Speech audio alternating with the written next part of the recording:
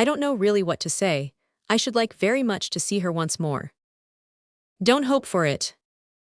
I'm sorry, but you don't know me. Perhaps we may become better friends. You think we may become friends? And why not? Svidrigailov said, smiling. He stood up and took his hat.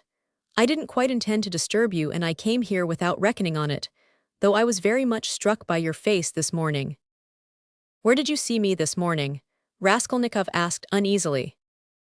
I saw you by chance. I kept fancying there is something about you like me, but don't be uneasy. I am not intrusive. I used to get on all right with card sharpers, and I never bored Prince Verby, a great personage who is a distant relation of mine, and I could write about Raphael's Madonna in Madame Prilukov's album, and I never left Marfa Petrovna's side for 7 years, and I used to stay the night at Vyazemsky's house in the Hay Market in the old days, and I may go up in a balloon with Berg, perhaps. Oh, all right. Are you starting soon on your travels, may I ask? What travels? Why, on that journey, you spoke of it yourself. A journey? Oh yes, I did speak of a journey. Well, that's a wide subject. If only you knew what you are asking, he added, and gave a sudden, loud, short laugh. Perhaps I'll get married instead of the journey. They're making a match for me. Here? Yes. How have you had time for that? But I am very anxious to see Avditia Romanovna once. I earnestly beg it. Well, goodbye for the present. Oh yes, I have forgotten something. Tell your sister, Rodion Romanovich, that Marfa Petrovna remembered her in her will and left her 3,000 rubles. That's absolutely certain. Marfa Petrovna arranged it a week before her death, and it was done in my presence. Avditia Romanovna will be able to receive the money in 2 or 3 weeks. Are you telling the truth? Yes, tell her. Well, your servant, I am staying very near you. As he went out, Svidrigailov ran up against Razumihin in the doorway. Chapter 2. It was nearly 8 o'clock. The two young men hurried to Bakaliev's to arrive before Luzhin. Why, who was that? Asked Razumihin as soon as they were in the street. It was Svidrigailov, that landowner in whose house my sister was insulted when she was their governess. Through his persecuting her with his attentions, she was turned out by his wife, Marfa Petrovna. This Marfa Petrovna begged Dounia's forgiveness afterwards, and she's just died suddenly. It was of her we were talking this morning. I don't know why I'm afraid of that man. He came here at once after his wife's funeral. He is very strange and is determined on doing something. We must guard Dounia from him. That's what I wanted to tell you, do you hear? Guard her? What can he do to harm Avditia Romanovna? Thank you, Radia, for speaking to me like that. We will guard her. Where does he live? I don't know. Why didn't you ask? What a pity, I'll find out though. Did you see him? Asked Raskolnikov after a pause. Yes, I noticed him well. You did really see him, you saw him clearly, Raskolnikov insisted. Yes, I remember him perfectly, I should know him in 1,000. I have a good memory for faces. They were silent again. That's all right, muttered Raskolnikov. Do you know, I keep thinking that it may have been an hallucination. What do you mean? I don't understand you. Well, you all say, Raskolnikov went on, twisting his mouth into a smile, that I am mad. I thought just now that perhaps I really am mad and have only seen a phantom. What do you mean? Why, who can tell? Perhaps I am really mad, and perhaps everything that happened all these days may be only imagination. Ach, Radia, you have been upset again. But what did he say? What did he come for? Raskolnikov did not answer. Razumihin thought a minute. Now let me tell you my story, he began. I came to you, you were asleep. Then we had dinner and then I went to Porfiry's. Zametov was still with him. I tried to begin, but it was no use. I couldn't speak in the right way. They don't seem to understand and can't understand, but are not a bit ashamed. I drew Porfiry to the window and began talking to him, but it was still no use. He looked away and I looked away. At last I shook my fist in his ugly face and told him as a cousin I'd brain him. He merely looked at me, I cursed and came away. That was all. It was very stupid. To Zametov I didn't say a word. But you see, I thought I'd made a mess of it, but as I went downstairs a brilliant idea struck me. Why should we trouble? Of course if you were in any danger or anything, but why need you care? You needn't care a hang for them. We shall have a laugh at them afterwards, and if I were in your place I'd mystify them more than ever. How ashamed they'll be afterwards. Hang them. We can thrash them afterwards, but let's laugh at them now. To be sure, answered Raskolnikov. But what will you say tomorrow? He thought to himself. Strange to say, till that moment it had never occurred to him to wonder what Razumihin would think when he knew. As he thought it, Raskolnikov looked at him.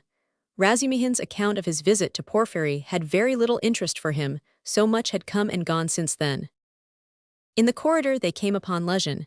He had arrived punctually at 8, and was looking for the number, so that all three went in together without greeting or looking at one another. The young men walked in first, while Fyodor Petrovich, for good manners, lingered a little in the passage, taking off his coat. Pulcheria Alexandrovna came forward at once to greet him in the doorway. Dounia was welcoming her brother. Fyodor Petrovich walked in and quite amiably, though with redoubled dignity, bowed to the ladies. He looked, however, as though he were a little put out and could not yet recover himself. Pulcheria Alexandrovna, who seemed also a little embarrassed, hastened to make them all sit down at the round table where a samovar was boiling. Dounia and Luzhin were facing one another on opposite sides of the table. Razumihin and Raskolnikov were facing Pulcheria Alexandrovna. Razumihin was next to Luzhin, and Raskolnikov was beside his sister. A moment's silence followed.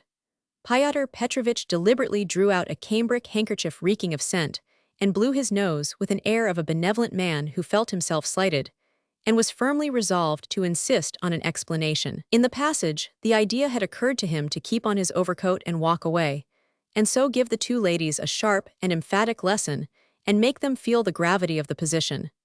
But he could not bring himself to do this. Besides, he could not endure uncertainty, and he wanted an explanation.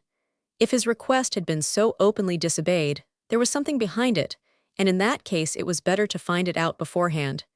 It rested with him to punish them, and there would always be time for that. I trust you had a favorable journey, he inquired officially of Pulcheria Alexandrovna. Oh, very, Fyodor Petrovich. I am gratified to hear it, and Avditia Romanovna is not overfatigued either. I am young and strong, I don't get tired, but it was a great strain for Mother, answered Dounia. That's unavoidable, our national railways are of terrible length. Mother Russia, as they say, is a vast country. In spite of all my desire to do so, I was unable to meet you yesterday. But I trust all passed off without inconvenience. Oh no, Fyodor Petrovich, it was all terribly disheartening, Pulcheria Alexandrovna hastened to declare with peculiar intonation. And if Dmitri Prokofitch had not been sent us, I really believe by God himself, we should have been utterly lost. Here he is, Dmitri Prokofitch Razumihin, she added, introducing him to Luzhin. I had the pleasure, yesterday, muttered Fyodor Petrovich with a hostile glance sidelong at Razumihin, then he scowled and was silent. Fyodor Petrovich belonged to that class of persons, on the surface very polite in society, who make a great point of punctiliousness, but who, directly they are crossed in anything, are completely disconcerted, and become more like sacks of flour than elegant and lively men of society. Again all was silent. Raskolnikov was obstinately mute. Avditia Romanovna was unwilling to open the conversation too soon. Razumihin had nothing to say, so Pulcheria Alexandrovna was anxious again. Marfa Petrovna is dead, have you heard? She began having recourse to her leading item of conversation. To be sure, I heard so. I was immediately informed, and I have come to make you acquainted with the fact that Arkady Ivanovich Svidrigailov set off in haste for Petersburg immediately after his wife's funeral. So at least I have excellent authority for believing. To Petersburg, here, Dounia asked in alarm and looked at her mother. Yes, indeed, and doubtless not without some design, having in view the rapidity of his departure and all the circumstances preceding it. Good heavens, won't he leave Dounia in peace even here? Cried Pulcheria Alexandrovna. I imagine that neither you nor Avditia Romanovna have any grounds for uneasiness, unless, of course, you are yourselves desirous of getting into communication with him. For my part, I am on my guard, and am now discovering where he is lodging. Oh, Fyodor Petrovich, you would not believe what a fright you have given me, Pulcheria Alexandrovna went on. I've only seen him twice, but I thought him terrible, terrible. I am convinced that he was the cause of Marfa Petrovna's death. It's impossible to be certain about that. I have precise information. I do not dispute that he may have contributed to accelerate the course of events by the moral influence, so to say, of the affront, but as to the general conduct and moral characteristics of that personage, I am in agreement with you. I do not know whether he is well off now, and precisely what Marfa Petrovna left him. This will be known to me within a very short period, but no doubt here in Petersburg, if he has any pecuniary resources, he will relapse at once into his old ways. He is the most depraved and abjectly vicious specimen of that class of men. I have considerable reason to believe that Marfa Petrovna, who was so unfortunate as to fall in love with him and to pay his debts 8 years ago, was of service to him also in another way. Solely by her exertions and sacrifices, a criminal charge, involving an element of fantastic and homicidal brutality for which he might well have been sentenced to Siberia, was hushed up. That's the sort of man he is, if you care to know. Good heavens, cried Pulcheria Alexandrovna. Raskolnikov listened attentively. Are you speaking the truth when you say that you have good evidence of this? Dounia asked sternly and emphatically. I only repeat what I was told in secret by Marfa Petrovna.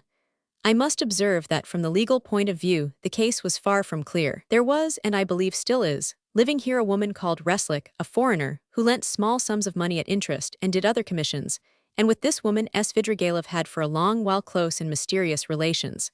She had a relation, a niece I believe, living with her, a deaf and dumb girl of 15, or perhaps not more than 14. Reslik hated this girl and grudged her every crust. She used to beat her mercilessly. One day the girl was found hanging in the garret. At the inquest the verdict was suicide. After the usual proceedings the matter ended, but, later on, information was given that the child had been cruelly outraged by Svidrigailov. It is true, this was not clearly established. The information was given by another German woman of loose character, whose word could not be trusted. No statement was actually made to the police, thanks to Marfa Petrovna's money and exertions. It did not get beyond gossip.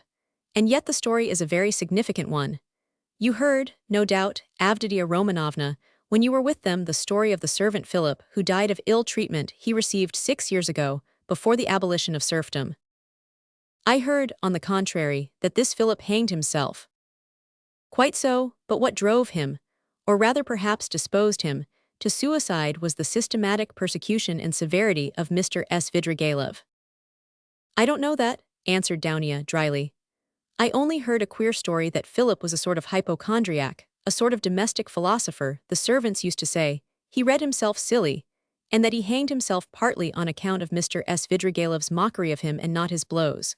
When I was there he behaved well to the servants, and they were actually fond of him, though they certainly did blame him for Philip's death. I perceive, Avditia Romanovna, that you seem disposed to undertake his defense all of a sudden, Luzhin observed, twisting his lips into an ambiguous smile. There's no doubt that he is an astute man, and insinuating where ladies are concerned, of which Marfa Petrovna, who has died so strangely, is a terrible instance. My only desire has been to be of service to you and your mother with my advice, in view of the renewed efforts which may certainly be anticipated from him. For my part, it's my firm conviction that he will end in a debtor's prison again. Marfa Petrovna had not the slightest intention of settling anything substantial on him, having regard for his children's interests, and if she left him anything, it would only be the merest sufficiency, something insignificant and ephemeral, which would not last a year for a man of his habits. Fyodor Petrovich, I beg you, said Dounia, say no more of Mr. Svidrigailov. It makes me miserable. He has just been to see me, said Raskolnikov, breaking his silence for the first time.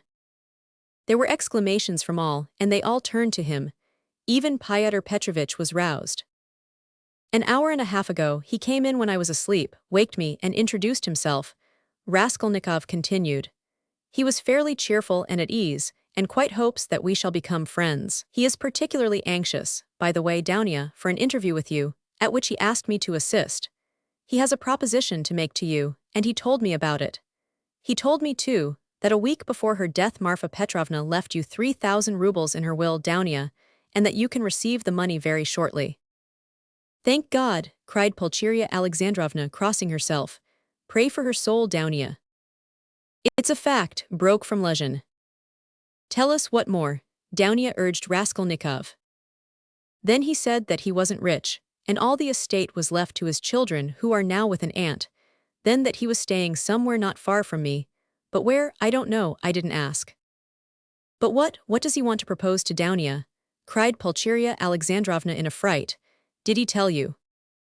Yes. What was it? I'll tell you afterwards. Raskolnikov ceased speaking, and turned his attention to his tea. Fyodor Petrovich looked at his watch. I am compelled to keep a business engagement, and so I shall not be in your way, he added with an air of some pique, and he began getting up. Don't go, Fyodor Petrovich, said Dounia. You intended to spend the evening. Besides, you wrote yourself that you wanted to have an explanation with mother. Precisely so, Avditia Romanovna, Fyodor Petrovich answered impressively, sitting down again, but still holding his hat. I certainly desired an explanation with you and your honored mother upon a very important point indeed. But as your brother cannot speak openly in my presence of some proposals of Mr. Svidrigailov, I too do not desire and am not able to speak openly, in the presence of others, of certain matters of the greatest gravity. Moreover, my most weighty and urgent request has been disregarded. Assuming an aggrieved air, Luzhin relapsed into dignified silence. Your request that my brother should not be present at our meeting was disregarded solely at my insistence, said Dounia. You wrote that you had been insulted by my brother. I think that this must be explained at once, and you must be reconciled. And if Radia really has insulted you, then he should and will apologize. Fyodor Petrovich took a stronger line.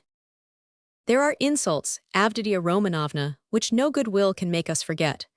There is a line in everything which it is dangerous to overstep, and when it has been overstepped, there is no return. That wasn't what I was speaking of exactly, Fyodor Petrovich, Dounia interrupted with some impatience. Please understand that our whole future depends now on whether all this is explained and set right as soon as possible. I tell you frankly at the start that I cannot look at it in any other light, and if you have the least regard for me, all this business must be ended today, however hard that may be. I repeat that if my brother is to blame, he will ask your forgiveness. I am surprised at your putting the question like that, said Luzhin, getting more and more irritated. Esteeming, and so to say, adoring you, I may at the same time, very well indeed, be able to dislike some member of your family. Though I lay claim to the happiness of your hand, I cannot accept duties incompatible with. Ah, don't be so ready to take offense, Fyodor Petrovich, Dounia interrupted with feeling, and be the sensible and generous man I have always considered, and wish to consider you to be. I've given you a great promise, I am your betrothed. Trust me in this matter, and believe me, I shall be capable of judging impartially.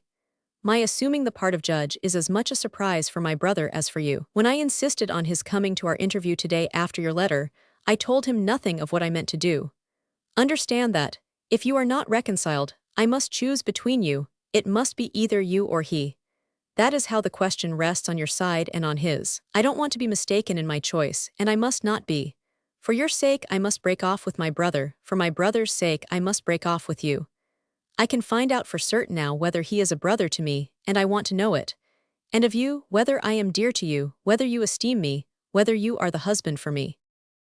Avditia Romanovna, Luzhin declared huffily, your words are of too much consequence to me. I will say more, they are offensive in view of the position I have the honor to occupy in relation to you. To say nothing of your strange and offensive setting me on a level with an impertinent boy, you admit the possibility of breaking your promise to me. You say you or he, showing thereby of how little consequence I am in your eyes. I cannot let this pass considering the relationship and the obligations existing between us. What? Cried Dounia, flushing. I set your interest beside all that has hitherto been most precious in my life, what has made up the whole of my life, and here you are offended at my making too little account of you. Raskolnikov smiled sarcastically, Razumihin fidgeted, but Fyodor Petrovich did not accept the reproof.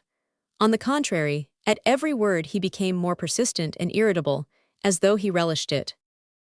Love for the future partner of your life, for your husband, ought to outweigh your love for your brother, he pronounced sententiously, and in any case I cannot be put on the same level. Although I said so emphatically that I would not speak openly in your brother's presence, nevertheless, I intend now to ask your honored mother for a necessary explanation on a point of great importance closely affecting my dignity. Your son, He turned to Pulcheria Alexandrovna. Yesterday in the presence of Mr. Razsidkin, or, I think that's it. Excuse me, I have forgotten your surname.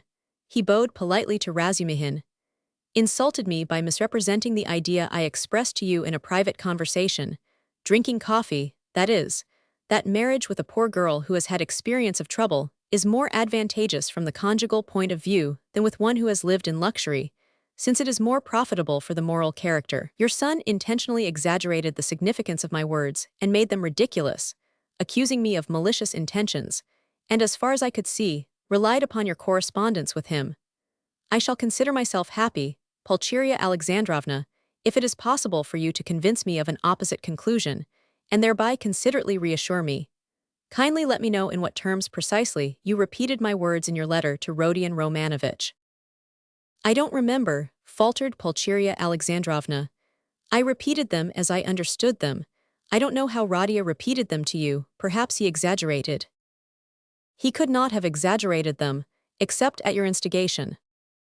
Fyodor Petrovich, Pulcheria Alexandrovna declared with dignity, the proof that Dounia and I did not take your words in a very bad sense is the fact that we are here. Good mother, said Dounia approvingly. Then this is my fault again, said Luzhin, aggrieved. Well, Fyodor Petrovich, you keep blaming Rodion, but you yourself have just written what was false about him, Pulcheria Alexandrovna added, gaining courage. I don't remember writing anything false. You wrote, Raskolnikov said sharply, not turning to Luzhin, that I gave money yesterday not to the widow of the man who was killed, as was the fact, but to his daughter, whom I had never seen till yesterday. You wrote this to make dissension between me and my family, and for that object added coarse expressions about the conduct of a girl whom you do know. All that is mean slander. Excuse me, sir, said Luzhin, quivering with fury.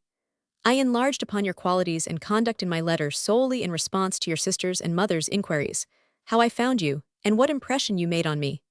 As for what you've alluded to in my letter, be so good as to point out one word of falsehood, show, that is, that you didn't throw away your money, and that there are not worthless persons in that family, however unfortunate. To my thinking, you, with all your virtues, are not worth the little finger of that unfortunate girl at whom you throw stones. Would you go so far, then, as to let her associate with your mother and sister? I have done so already, if you care to know. I made her sit down today with mother and Dounia. Radia, cried Pulcheria Alexandrovna. Dounia crimsoned, Razumihin knitted his brows. Luzhin smiled with lofty sarcasm.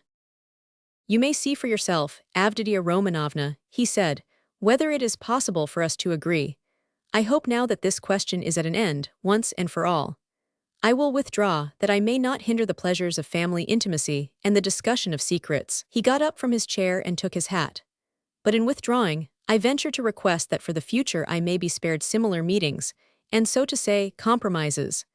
I appeal particularly to you, honored Pulcheria Alexandrovna, on this subject, the more as my letter was addressed to you and to no one else.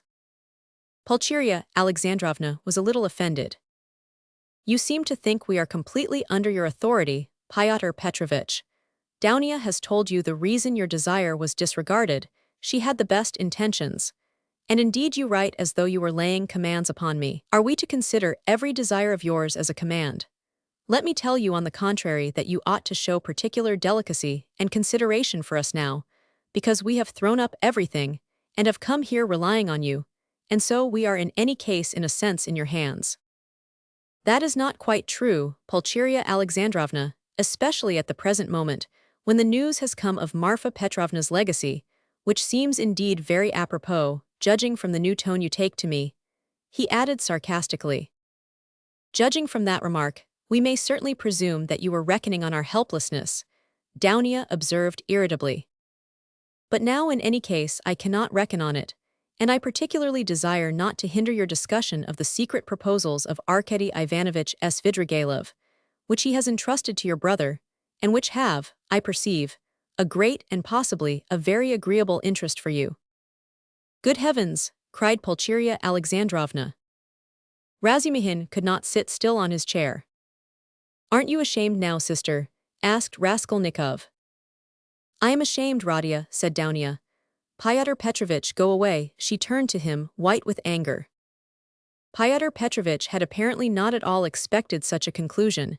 He had too much confidence in himself, in his power, and in the helplessness of his victims. He could not believe it even now. He turned pale, and his lips quivered. Avditia Romanovna, if I go out of this door now, after such a dismissal, then, you may reckon on it, I will never come back. Consider what you are doing. My word is not to be shaken. What insolence, cried Dounia, springing up from her seat. I don't want you to come back again. What, so that's how it stands? Cried Luzhin, utterly unable to the last moment to believe in the rupture and so completely thrown out of his reckoning now. So that's how it stands.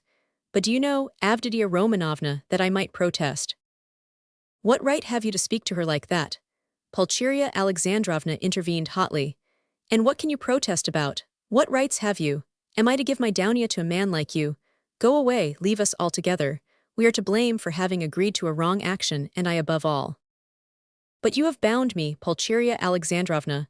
Luzhin stormed in a frenzy, by your promise, and now you deny it and, besides, I have been led on account of that into expenses. This last complaint was so characteristic of Fyodor Petrovich that Raskolnikov, pale with anger, and with the effort of restraining it, could not help breaking into laughter. But Pulcheria Alexandrovna was furious. Expenses, what expenses? Are you speaking of our trunk? But the conductor brought it for nothing for you. Mercy on us, we have bound you. What are you thinking about, Fyodor Petrovich? It was you bound us, hand and foot, not we. Enough, mother, no more please, Avditia Romanovna implored. Fyodor Petrovich, do be kind and go. I am going, but one last word, he said, quite unable to control himself. Your mamma seems to have entirely forgotten that I made up my mind to take you, so to speak, after the gossip of the town had spread all over the district in regard to your reputation. Disregarding public opinion for your sake and reinstating your reputation, I certainly might very well reckon on a fitting return, and might indeed look for gratitude on your part. And my eyes have only now been opened. I see myself that I may have acted very, very recklessly in disregarding the universal verdict. Does the fellow want his head smashed? Cried Razumihin, jumping up. You are a mean and spiteful man, cried Dounia. Not a word, not a movement, cried Raskolnikov, holding Razumihin back, then going close up to Luzhin. Kindly leave the room, he said quietly and distinctly, and not a word more or. Fyodor Petrovich gazed at him for some seconds with a pale face that worked with anger. Then he turned, went out, and rarely has any man carried away in his heart such vindictive hatred as he felt against Raskolnikov. Him, and him alone, he blamed for everything. It is noteworthy that as he went downstairs he still imagined that his case was perhaps not utterly lost, and that, so far as the ladies were concerned, all might very well indeed be set right again. Chapter 3. The fact was that up to the last moment, he had never expected such an ending. He had been overbearing to the last degree, never dreaming that two destitute and defenseless women could escape from his control. This conviction was strengthened by his vanity and conceit, a conceit to the point of fatuity. Fyodor Petrovich, who had made his way up from insignificance, was morbidly given to self-admiration, had the highest opinion of his intelligence and capacities, and sometimes even gloated in solitude over his image in the glass. But what he loved and valued above all was the money he had amassed by his labor, and by all sorts of devices. That money made him the equal of all who had been his superiors. When he had bitterly reminded Dounia that he had decided to take her in spite of evil report, Fyodor Petrovich had spoken with perfect sincerity, and had indeed felt genuinely indignant at such black ingratitude. And yet, when he made Dounia his offer, he was fully aware of the groundlessness of all the gossip. The story had been everywhere contradicted by Marfa Petrovna, and was by then disbelieved by all the townspeople, who were warm in Dounia's defense. And he would not have denied that he knew all that at the time. Yet he still thought highly of his own resolution in lifting Dounia to his level, and regarded it as something heroic. In speaking of it to Dounia, he had let out the secret feeling he cherished and admired, and he could not understand that others should fail to admire it too. He had called on Raskolnikov with the feelings of a benefactor who is about to reap the fruits of his good deeds, and to hear agreeable flattery. And as he went downstairs now, he considered himself most undeservedly injured and unrecognized. Dounia was simply essential to him. To do without her was unthinkable. For many years he had had voluptuous dreams of marriage, but he had gone on waiting and amassing money. He brooded with relish in profound secret over the image of a girl. Virtuous, poor, she must be poor. Very young, very pretty, of good birth and education. Very timid, one who had suffered much and was completely humbled before him, one who would all her life look on him as her savior, worship him, admire him and only him. How many scenes, how many amorous episodes he had imagined on this seductive and playful theme, when his work was over. And behold, the dream of so many years was all but realized. The beauty and education of Avditia Romanovna had impressed him. Her helpless position had been a great allurement. In her, he had found even more than he dreamed of. Here was a girl of pride, character, virtue, of education and breeding superior to his own. He felt that. And this creature would be slavishly grateful all her life for his heroic condescension, and would humble herself in the dust before him, and he would have absolute, unbounded power over her. Not long before, he had, too, after long reflection and hesitation, made an important change in his career, and was now entering on a wider circle of business. With this change, his cherished dreams of rising into a higher class of society seemed likely to be realized. He was, in fact, determined to try his fortune in Petersburg. He knew that women could do a very great deal. The fascination of a charming, virtuous, highly educated woman might make his way easier, might do wonders in attracting people to him, throwing an aureole round him, and now everything was in ruins. This sudden horrible rupture affected him like a clap of thunder. It was like a hideous joke, an absurdity. He had only been a tiny bit masterful, had not even time to speak out, had simply made a joke, been carried away, and it had ended so seriously.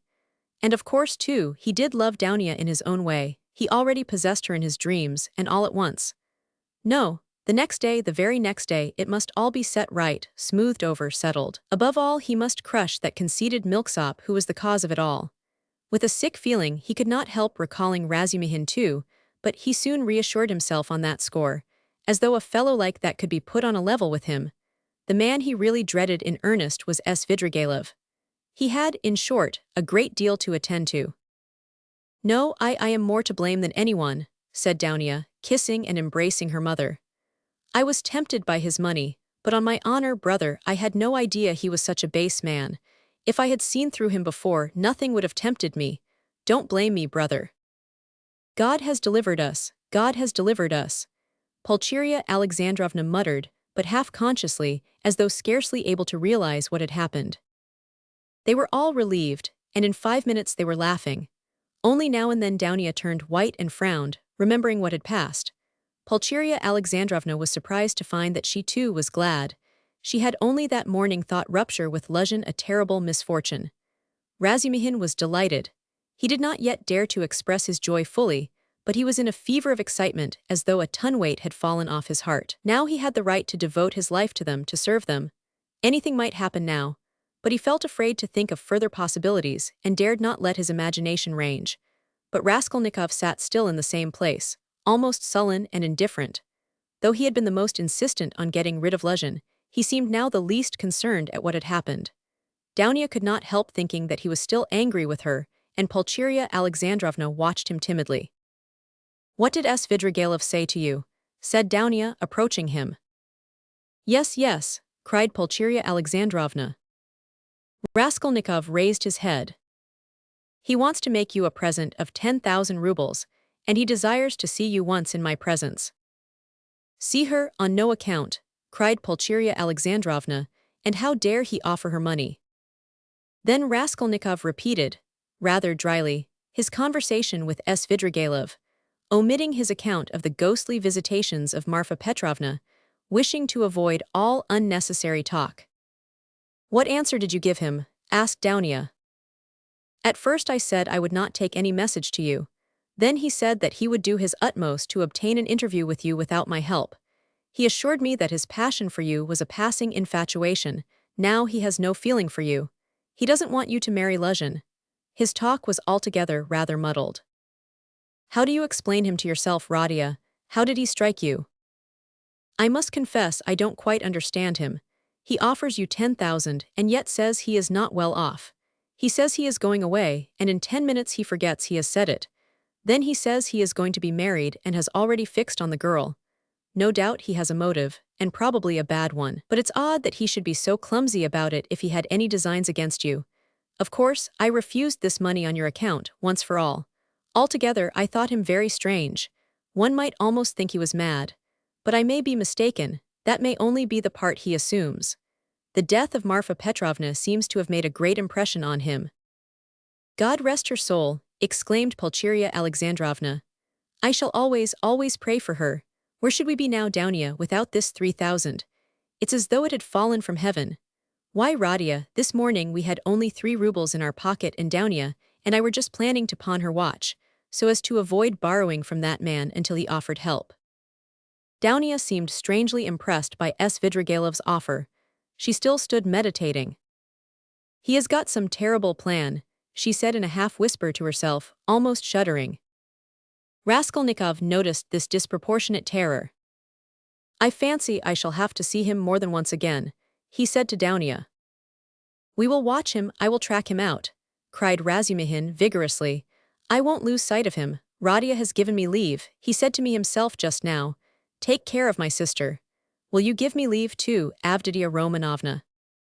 Dounia smiled and held out her hand, but the look of anxiety did not leave her face. Pulcheria Alexandrovna gazed at her timidly, but the 3,000 rubles had obviously a soothing effect on her. A quarter of an hour later, they were all engaged in a lively conversation. Even Raskolnikov listened attentively for some time, though he did not talk. Razumihin was the speaker. And why should you go away? He flowed on ecstatically. And what are you to do in a little town? The great thing is you are all here together and you need one another. You do need one another, believe me. For a time anyway, take me into partnership and I assure you will plan a capital enterprise. Listen, I'll explain it all in detail to you, the whole project. It all flashed into my head this morning before anything had happened. I tell you what, I have an uncle, I must introduce him to you, a most accommodating and respectable old man.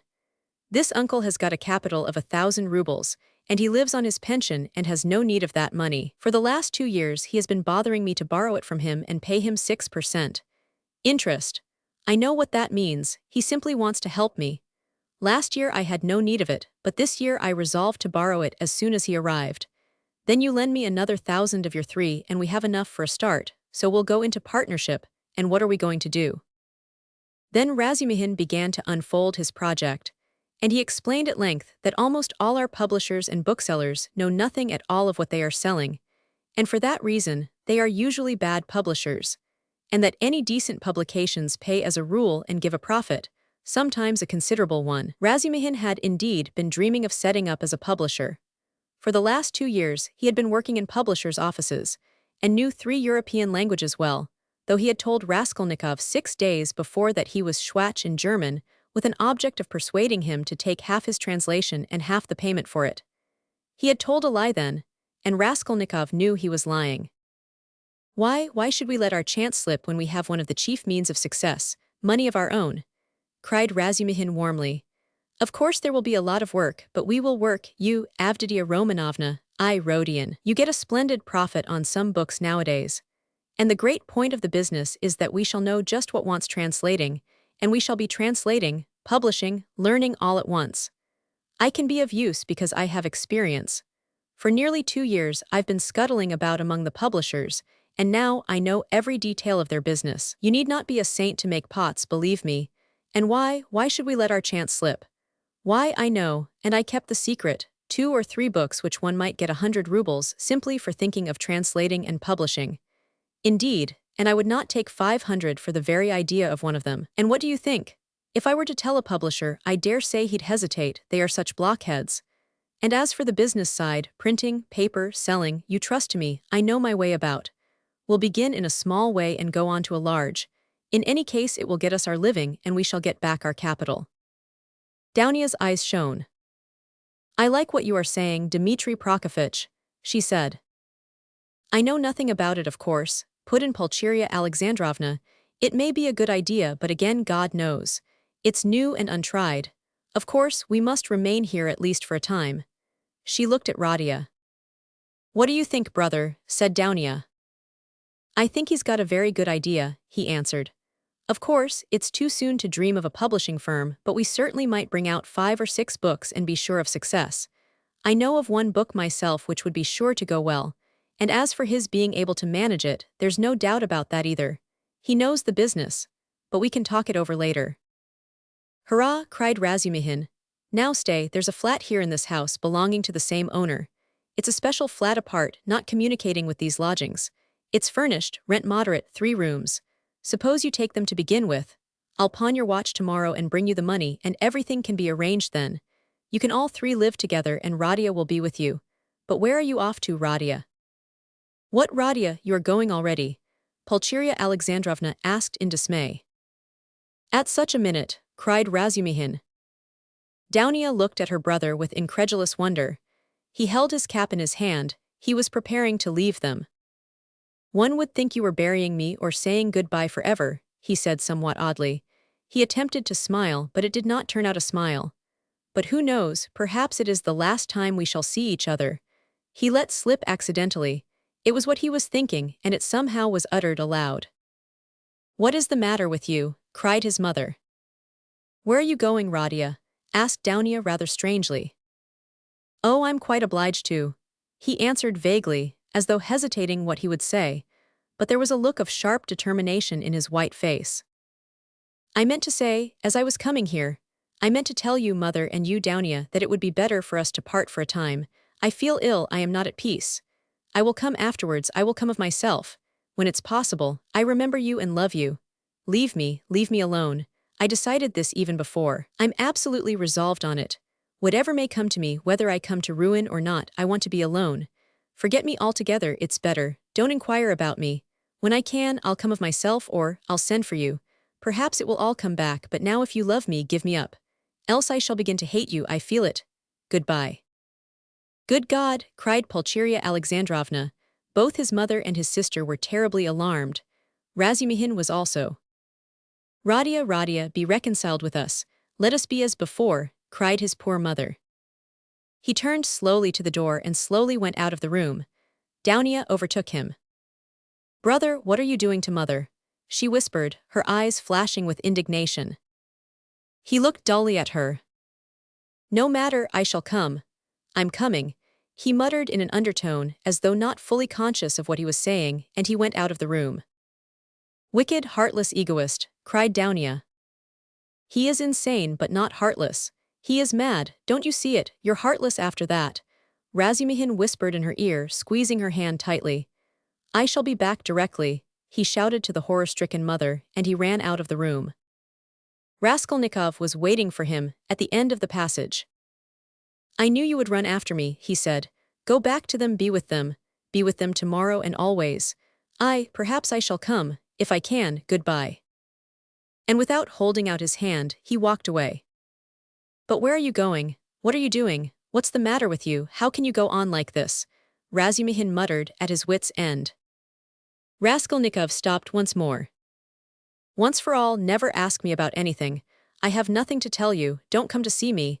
Maybe I'll come here. Leave me, but don't leave them. Do you understand me? It was dark in the corridor. They were standing near the lamp. For a minute they were looking at one another in silence.